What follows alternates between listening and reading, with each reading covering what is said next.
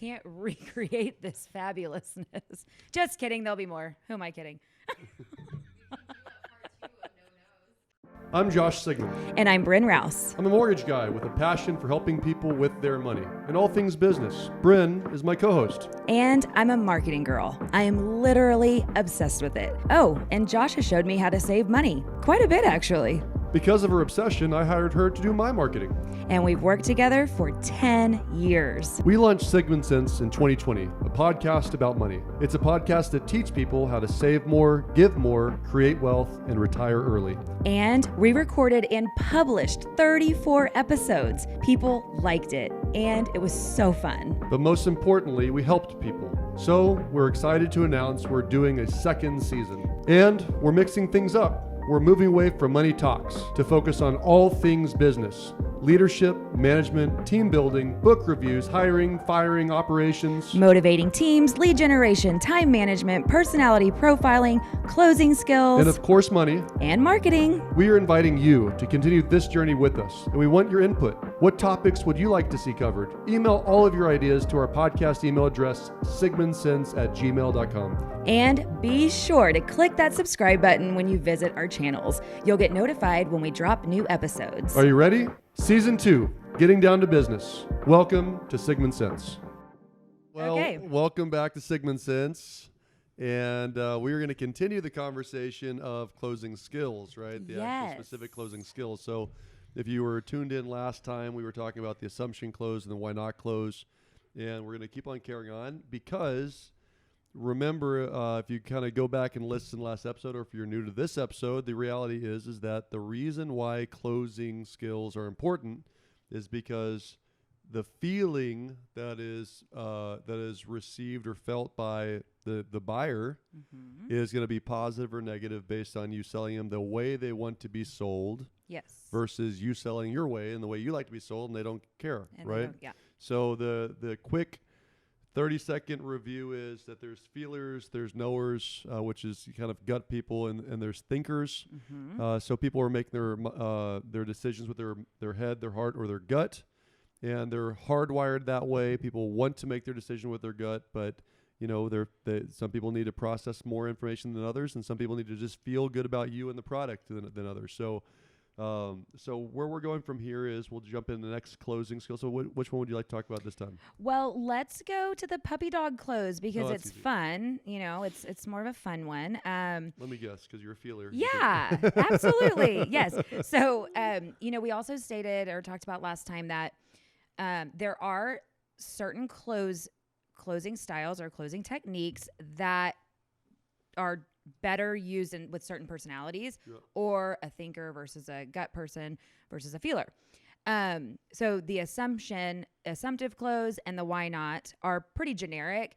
It's your go-to first round. Yeah, it's a good starting point. But as we go into some of these other ones, it kind of does lean more towards a certain personality profile or decision-making type. So the puppy dog close, in my opinion, is best used on feelers and high I personalities. I's and S's, yeah. So if you don't know what we're referencing, it's DISC testing, D-I-S-C. Yes, the DISC testing. I's and S's are the two personality types we're talking about. Yes, and so I stands for influencer, pretty outgoing, want to make people happy. We very much think in pictures, and it's about the experience and how does it feel. S stands for steady, and so a lot of times S's they very much like routine, the same. This is the way we do it, and we do it over and over again. Rinse, wash, repeat. They're also driven a lot by fear of uncertainty and change. And anytime you're in a position to sell something to an S, you're probably facing some change that they're about to encounter. So this one is great to use for I's and S's. I love that you pointed that out because if you're really trying to simplify, maybe you've never heard of DISC before, but it's really easy to kind of peg people in a couple questions, and it's probably worth diving into for just a minute. But basically, if you were to ask yourself two questions that would really narrow down to every personality type out there, the first question would be, is this person aggressive or not aggressive, right? Because it's very clear in about 2 seconds if you're dealing with an aggressive person or not. Aggressive does not mean right, not in doesn't a bad mean way. mean. Yeah. Like you're an I personality, which happens to be an aggressive person, right? Because you want to get to know everyone in the room and you want to be friends with everybody. And there's more there's some energy behind it, right? And you're gonna find out the person behind the person, which somebody that's not wired that way might feel like, whoa, why are you asking so many questions about me? It's because you actually give a shit, right? So, but the first question you would ask yourself in your mind when you're talking with somebody is this person aggressive or not, right? The second question that you ask yourself is this person an emotional person or a logical person? Emotional logic. And that's very easy to tell as well, right? If you're talking with anyone and all they want to talk about is numbers and bullet points and, move their glasses up their nose, they're going to be a logical person for the most part. Factual stuff, stats, and opinions matter very little to people that are factual and logical, right?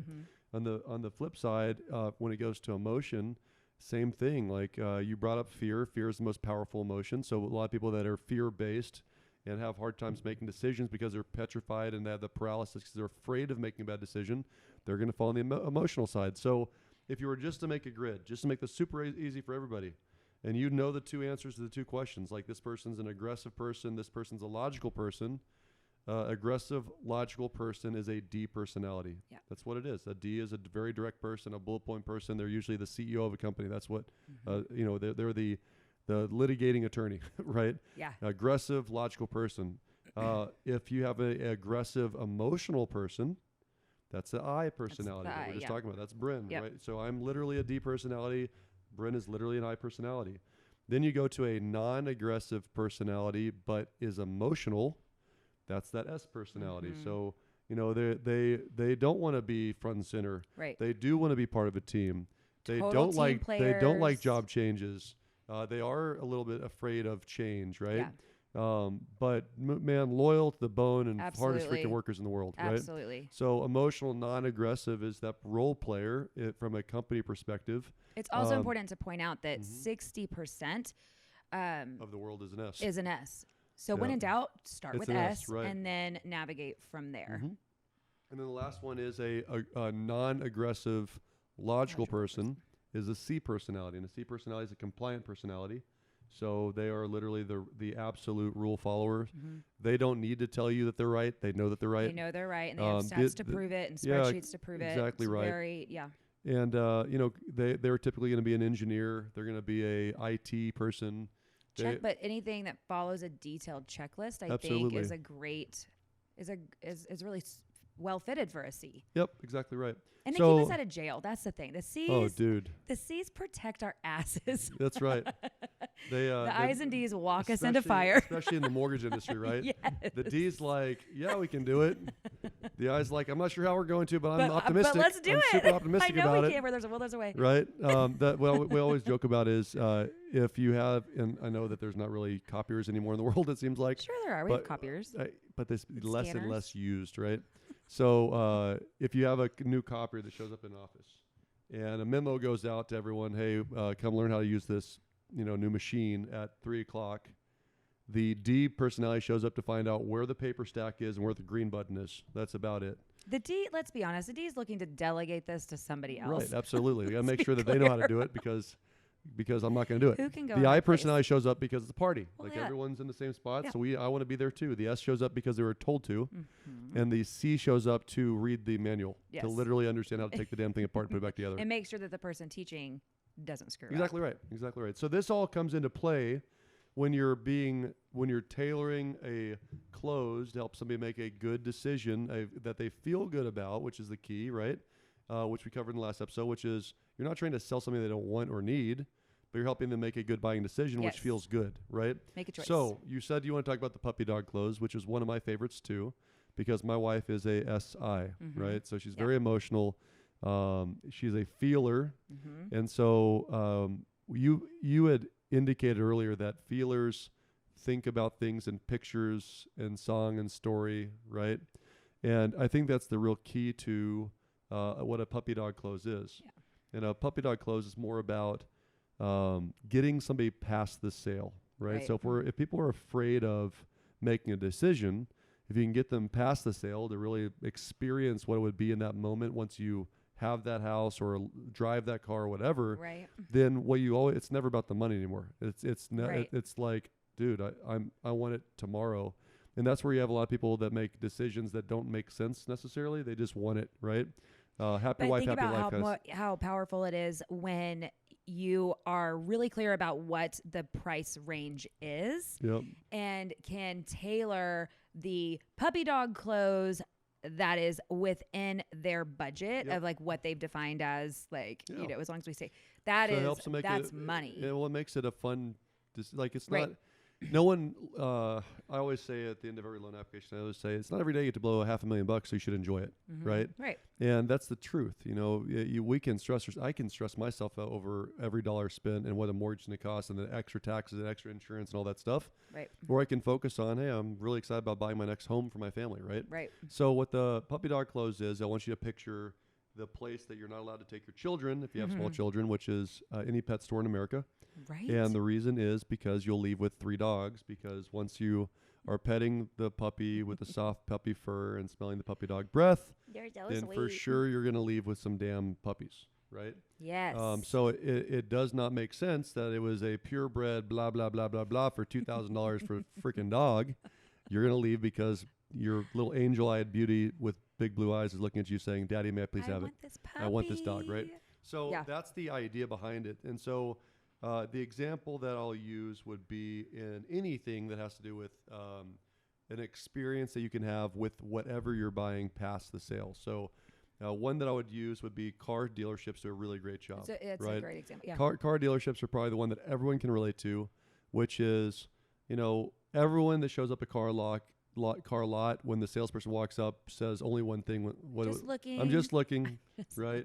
That is the answer that the car salesman knows you're going to say, and it means nothing. So once they see that you look at something twice, 3 times, walk around it 4 times, so they're looking at the price, then the first thing they do is they walk up and say, hey, let's take this thing for a spin. Let's get this baby on the roads. Because if they've identified you correctly as being that feeler and that experiential person, then once your car has a little bit of a wobble to it. Like the wheel's not perfect, like right? Your wobble. Shocks are a little bit worn, and so you kind of feel more bumps. Your kid puked in the back seat 15 months ago, and you didn't quite get it all, so it has a little bit of a tin smell to it, right? And the reason I say that is that when you get into this car that seems to float on earth and you can't feel a bump, and it's tight and fast and it smells. The smell. I like to just talk about the smell. Yeah, the new car leather smell. You just can't recreate it. That's going to sell to most people that are feeler based, that are looking within their price range. Because I love it. How much is it? Oh my God, I can afford that. Done. Woo-hoo. That's it, right? So it's really about helping people get past it. So questions that you can ask somebody would be like what we do in mortgages. Hey, what do you like about the house? What are you most excited about? And the feeler is going to say something like, oh my God, like it's open area and there's plenty of room for my kids to play. And my wife said, I want a wood burning fireplace. So we can have a big Christmas tree. Yeah. So you'd say something like, imagine the Christmas tree on Christmas Day, right? Mm-hmm. Imagine what you're gonna put in that wall.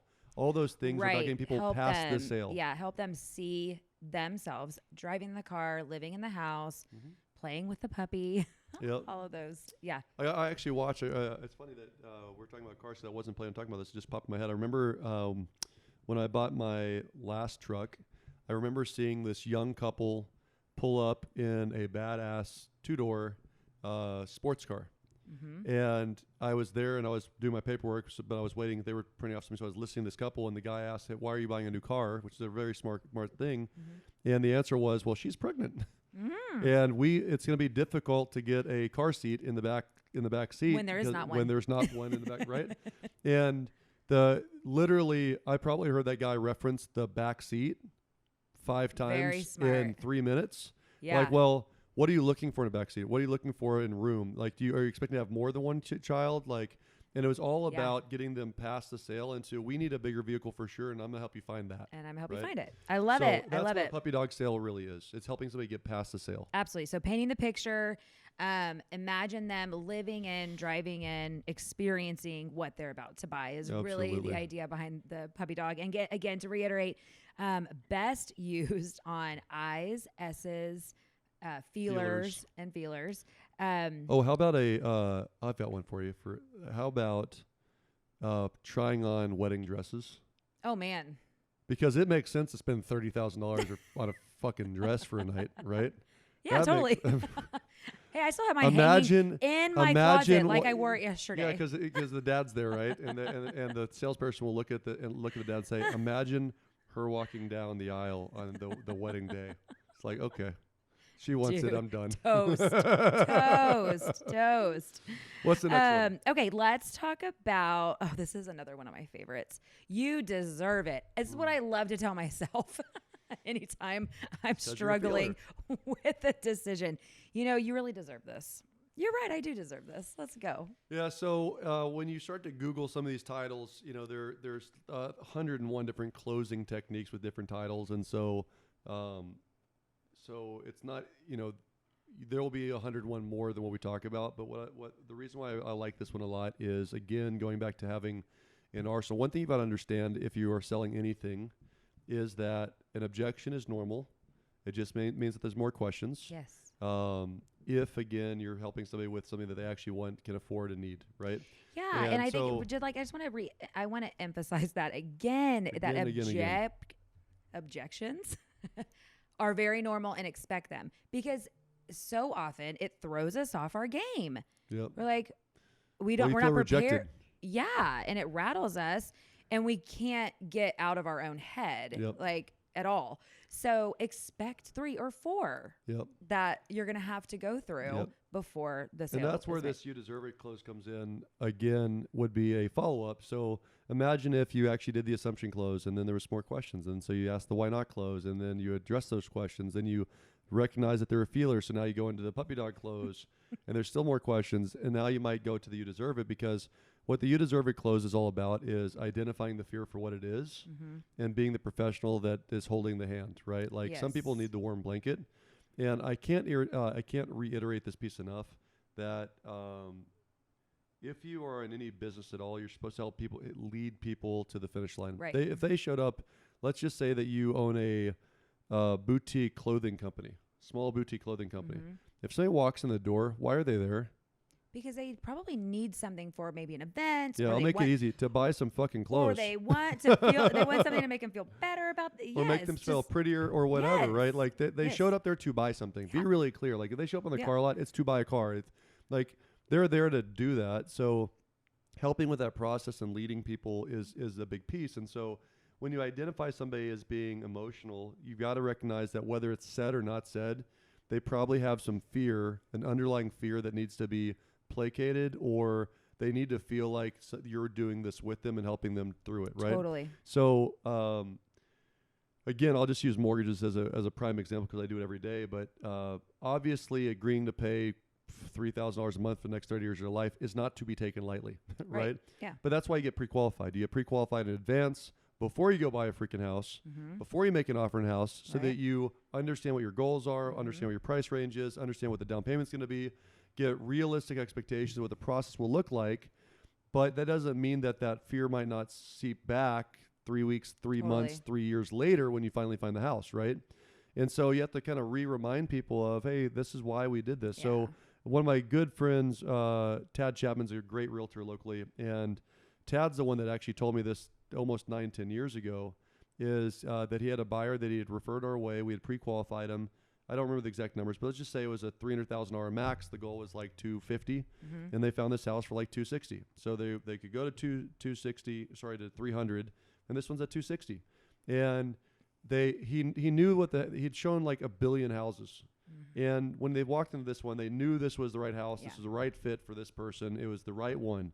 He knew it. And professionals that work with a client for a long time in any industry get to the feeling of, I know what this person wants, right? That's what they do they know what you're looking for. So he couldn't understand why she wasn't making an offer. It's like, this is it. Like, don't think about it, especially in this environment. If you're listening to this in 2021, I mean, you have 2 seconds to decide if you're making an offer, because 17 other people are making offers with you at the same time, right? Yeah.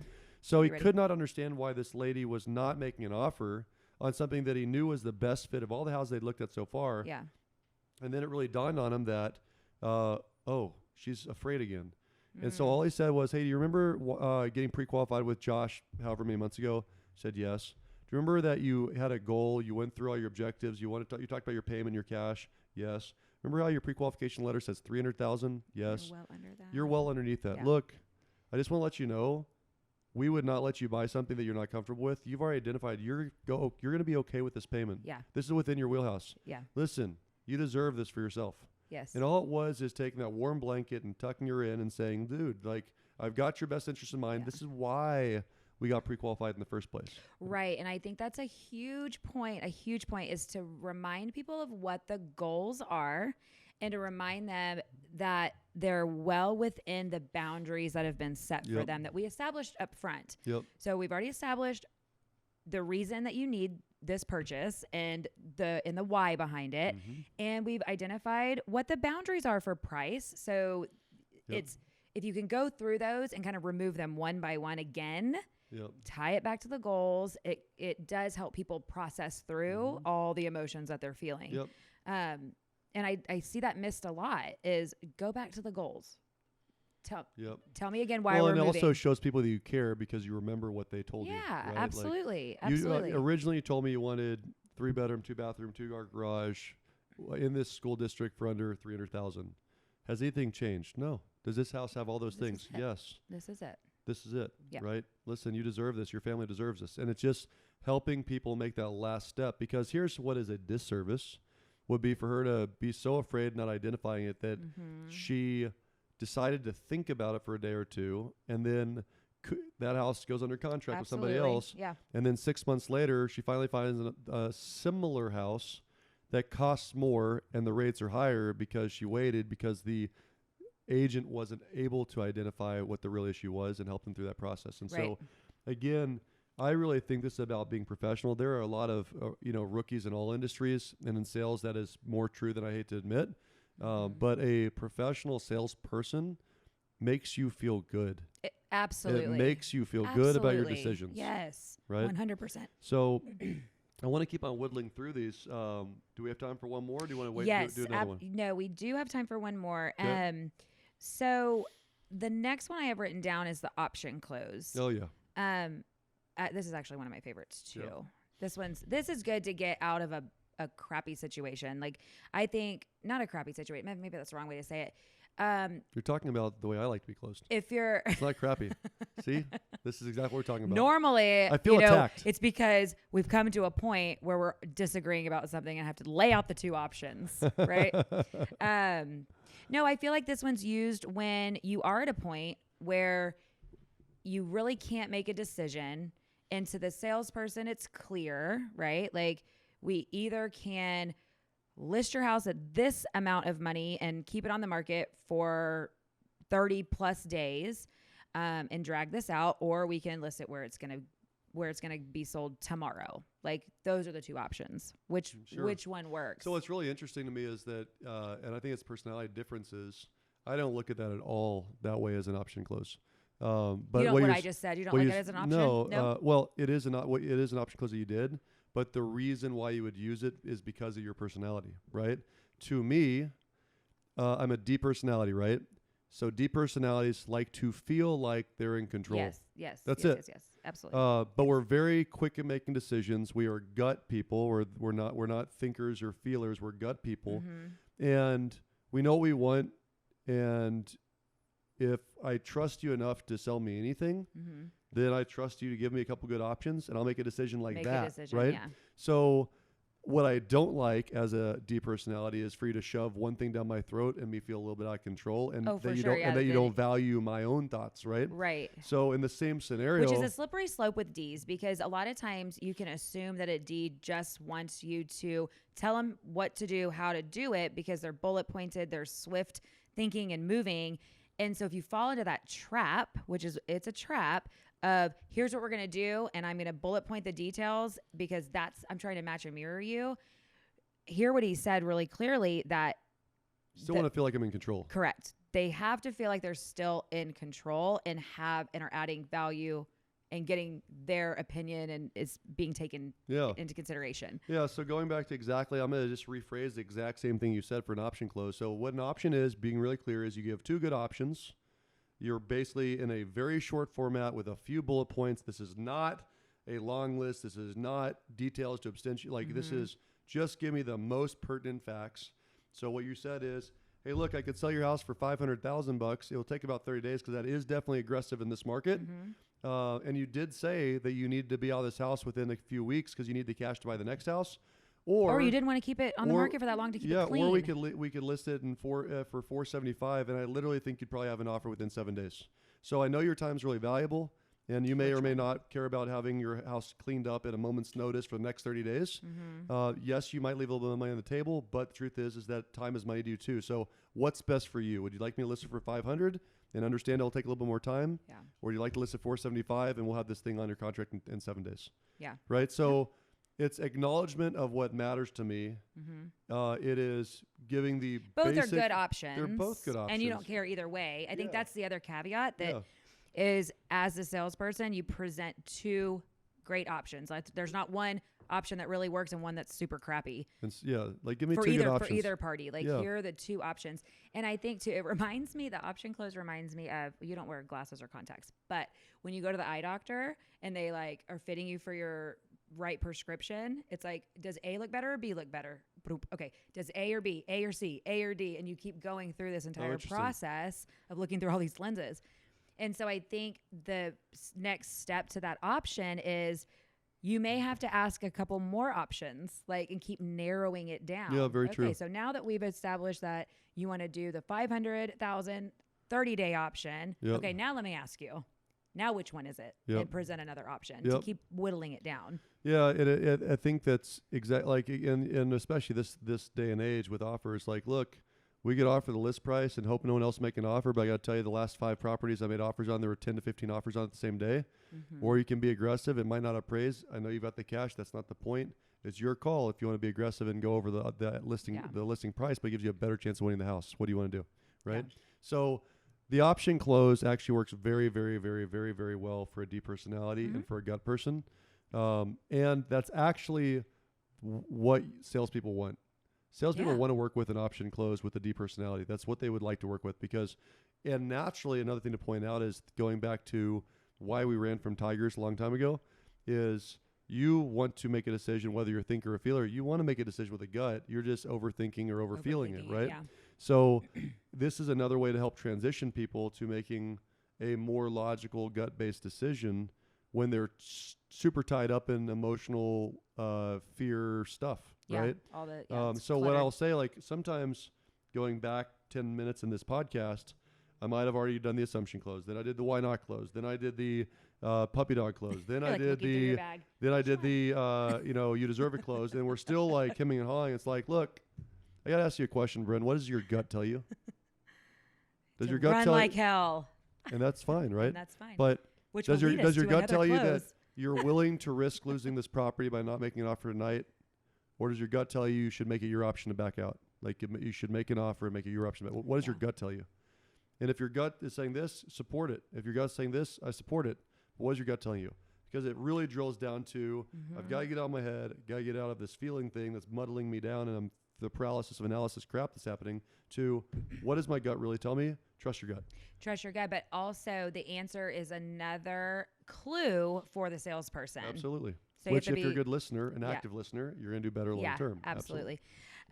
So I want to wrap up this episode, but we do have a couple more left that we're going to go through. Got to deal with the thinkers. And then I also want to talk about too how to best navigate a couple that is 2 different personality styles, 2 different decision-making styles, and how do you identify who's a decision maker? How do you identify or how do you navigate that scenario? Yeah, you can't use one close on both of them. They're different personalities usually, right? Right. And sometimes it's a little tricky, it's like, okay, I feel like this is probably the decision maker, but I don't know. Or maybe it truly is like, anyway, so all good conversation. So absolutely. Point is, stay tuned for the next episode where we're going to finish off these closes. So we have the list summary, a takeaway, and obligation. Perfect. So anyways, thank you guys for listening. Thank you for joining us, and we'd love to hear your comments. We'd love to have you reach out to us. Please like us. Please subscribe to us. Please share us. Absolutely. Yes. And anything that you want to hear more about or want to share with us, you can send that to sigmansense@gmail.com. And again, find us on social and tell your friends. That's right. Tell your friends. So we'll see you guys next time. Cheers.